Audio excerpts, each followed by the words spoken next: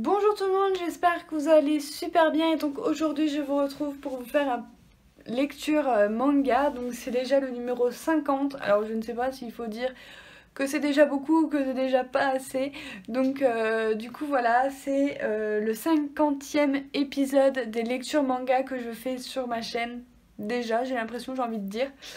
Donc du coup voilà, j'ai pas mal de choses à vous présenter, donc on va commencer tout de suite, sinon cette vidéo va durer 3 heures. Donc dans un premier temps, j'ai lu un yaoi, donc j'ai lu Incident porno de Gita dans la collection Anna de Boys Love. Donc voilà, donc vous le savez que si je vous présente, ça veut dire que j'ai un minimum aimé et que ce manga va aller dans ma mangatech juste après et que je vais le garder. Voilà, malgré la couverture, moi-même au début je disais celui-là je vais le revendre, c'est pas possible, je vais m'arrêter au premier chapitre. Et en fait pas du tout, parce que même si on se retrouve avec des protagonistes qui se retrouvent dans le monde du porno, voilà c'est leur travail, et bien ça ne m'a pas dérangé bien que ça, parce que on voit pas grand chose, voilà, même s'il y a quelques relations par-ci par-là. En plus l'auteur camoufle tout il me semble, enfin voilà, ça m'a pas choqué. Et bien en fait on va se concentrer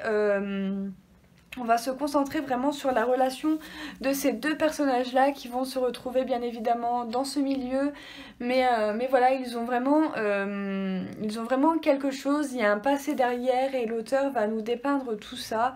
Donc j'ai vraiment beaucoup aimé, il y a des sentiments, il y a des choses qu'on n'ose pas se dire et tout, voilà, ils vont vraiment entamer une relation tous les deux, et ça va pas être très évident au départ. Et puis j'aime beaucoup le dessin de l'auteur, le style de l'auteur. Donc voilà, on n'a pas énormément beaucoup de scènes de porno que ça. Je m'attendais vraiment à pire, parce qu'au niveau yaoi qui parle du porno etc, il y a vraiment des scènes à toutes les 4 pages. Là je crois que dans le manga il y a la scène du début, une scène au milieu et une scène à la fin. Donc voilà, c'est pas non plus... voilà, vous avez le sadique aussi, personnage sadique, qui va essayer de se mettre au milieu de nos deux et tout, mais est-ce qu'il va y arriver ou pas? Je vous laisserai le découvrir. Non, en attendant, c'est vraiment un yaoi que j'ai beaucoup aimé, donc qui est bien évidemment pour public averti, donc je ne le mettrai pas dans les mains des moins de 18 ans, 16 ans, 16-18 ans, enfin voilà, quelque chose comme ça. Vous voyez, si vous avez la mentalité pour lire ce genre de truc, vous savez vous-même. Donc du coup voilà, il y a des scènes assez rigolotes, il y a des scènes un petit peu plus sérieuses, un petit peu plus tristounettes et tout. Non, franchement j'ai vraiment bien aimé ce yaoi, et donc du coup ça m'a surprise un petit peu moi-même, puisque j'étais vraiment partie pour ne pas lire grand chose de ce yaoi et de le faire gicler de ma chambre en mode dégage de là, mais en fait pas du tout. Donc du coup voilà. On va aller dans les shoujo comme d'habitude avec le tome 3 de Freya l'ombre du prince de chez Doki Doki. Donc celui-là je vous l'ai déjà dit, dès que je l'ai reçu je l'ai lu.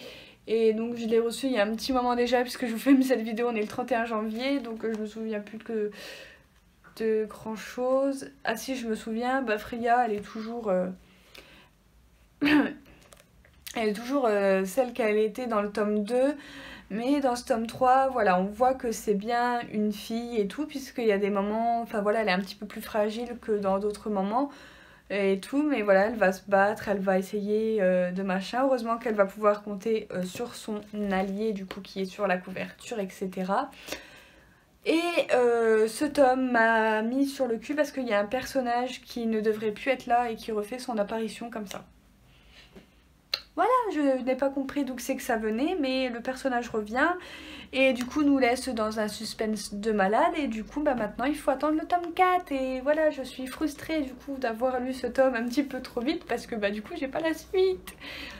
Donc j'espère qu'il va sortir très très vite. Normalement le tome 4 japonais sort au mois de mars au Japon, donc j'espère que d'ici le mois d'avril-mai, j'espère qu'il va sortir en France, parce que j'aimerais trop lire la suite. En plus on nous hype à la fin en nous montrant à suivre, en nous mettant quelques trucs qui va arriver, tout, et ça c'est pas juste. C'est pas juste, ça devrait être interdit de faire ça. Je vous ai même pas montré les dessins, donc voilà, je vous montre un petit peu les dessins, à quoi ça ressemble. Enfin, je sais plus si je vous ai montré les dessins, mais bon, bref, c'est pas grave. Ensuite, j'ai lu le tome 2 de Tant que nous serons ensemble de Yuki Akaneda aux éditions Akata, donc c'est le tome numéro 2. Donc voilà, je vous avais dit que je prendrais quand même le numéro 2 pour me faire un avis. Et ben étonnamment j'ai préféré ce tome 2 au tome 1 où c'est qu'on se concentre un petit peu plus sur ce personnage ici. Donc voilà, on voit un petit peu son passé et tout ça quand il était avec un de ses amis. Ce que j'aime toujours autant, c'est les personnages secondaires de cette série plutôt que les personnages principaux. Voilà, vous savez la raison, je vous l'ai dit quand je vous ai présenté le premier tome, donc je ne reviendrai pas dessus. Mais du coup voilà, les dessins sont quand même très très beaux. Donc voilà, je continue pour l'instant la série et voilà, j'attends le tome 3 avec beaucoup d'impatience. En attendant, bah voilà, si vous voulez découvrir un manga qui parle de relations tabous, essayez de lire celui-ci. Il sera peut-être mieux que certains, mais voilà, j'ai toujours un petit peu de mal avec les histoires tabous, mais à voir jusqu'où la mangaka va aller, ce que ça va donner, etc. à voir. Donc du coup, je vous parlerai de la suite également sur la chaîne, ne vous inquiétez pas.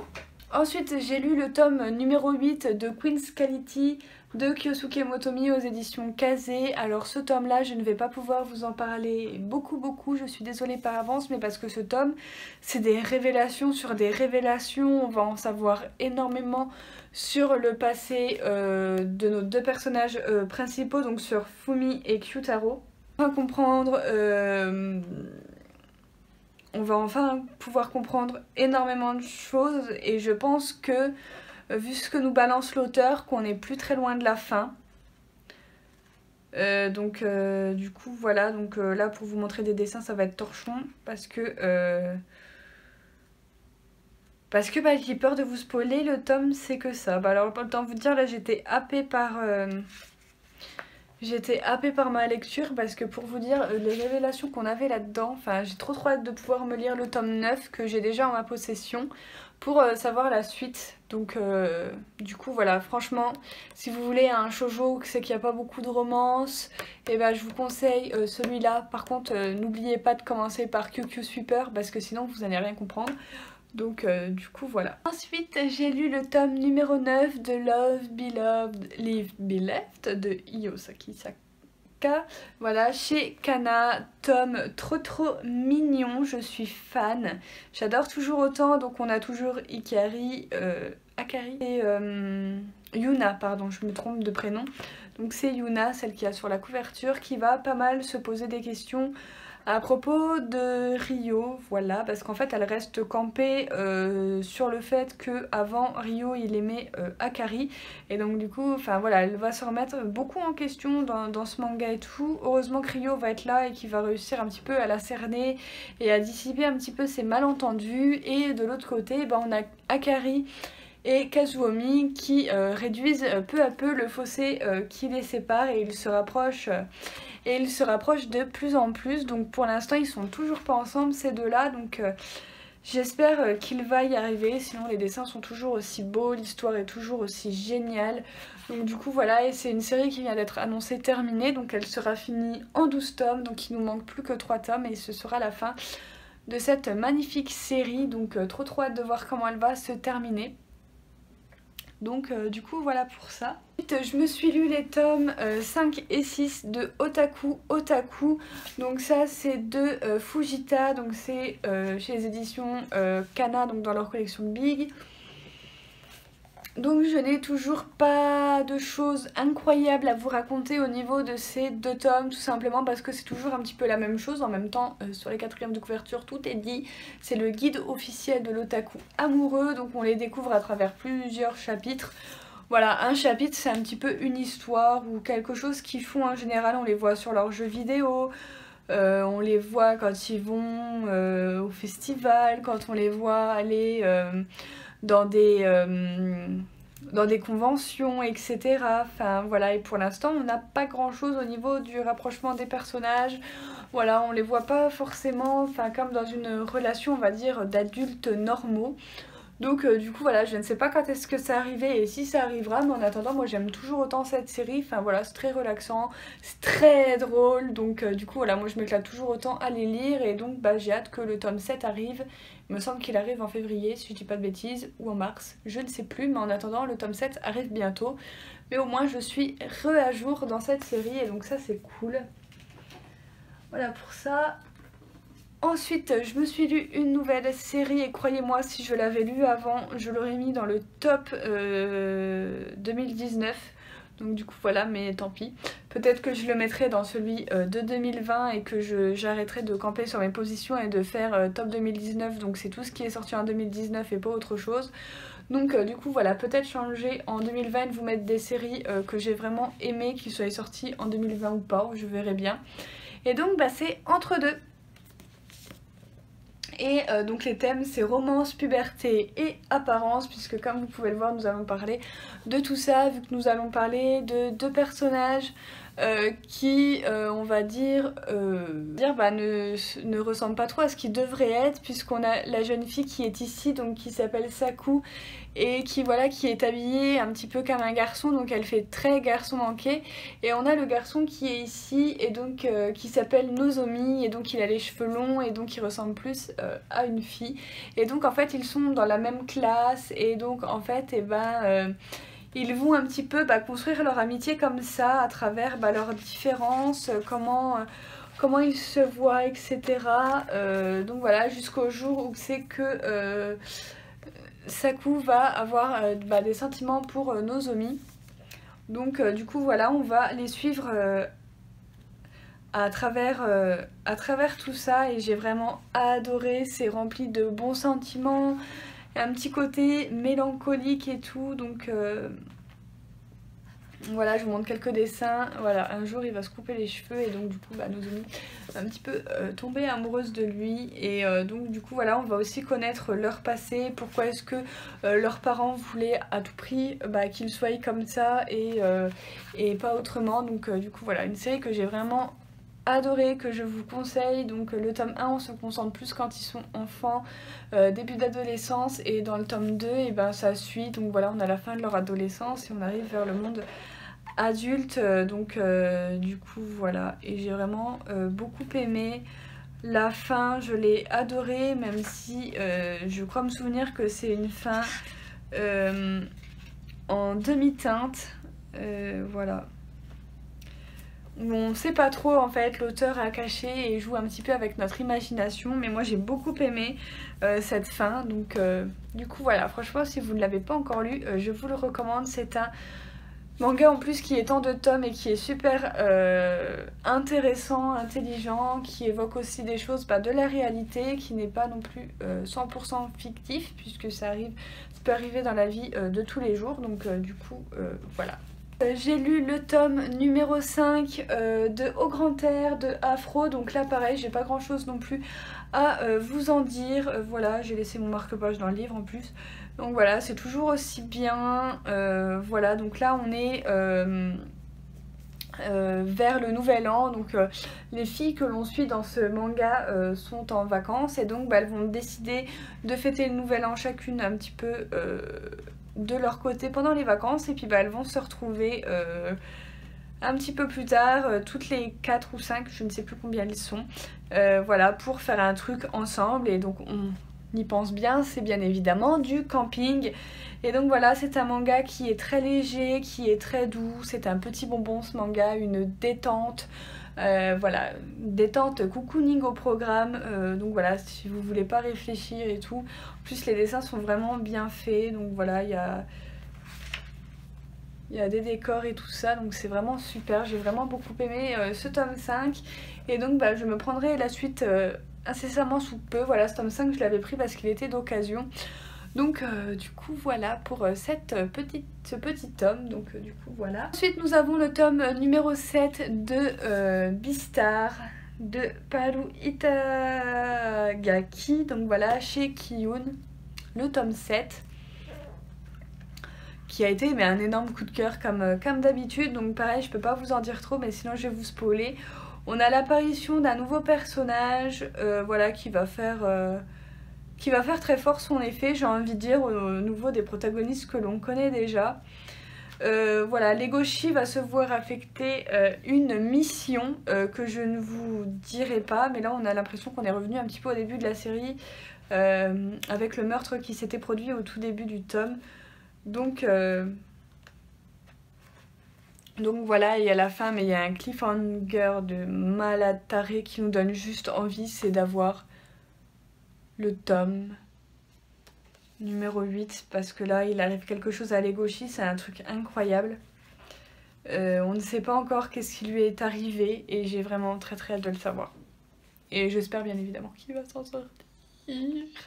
Donc du coup voilà, si vous n'avez pas cette série, lisez-la parce qu'elle est vraiment trop bien. Ensuite j'ai lu une nouveauté, donc c'est le premier tome de Ice Pig de Yukai Asada, donc c'est le premier tome et celui-ci... 1, 2, 3. Et celui-là aussi, si je l'avais lu un petit peu avant, je pense qu'il aurait été dans mon top de manga 2019 parce que j'ai adoré.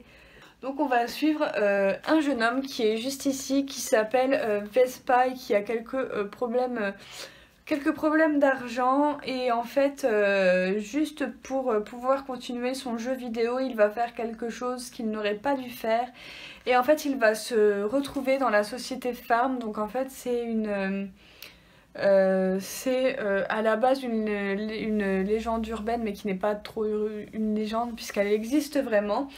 Donc c'est une société en fait qui enlève des gens et qui font de la vente d'organes, de la vente d'esclaves, du trafic d'organes, etc. etc. Enfin ils font plein de choses assez illégales, etc.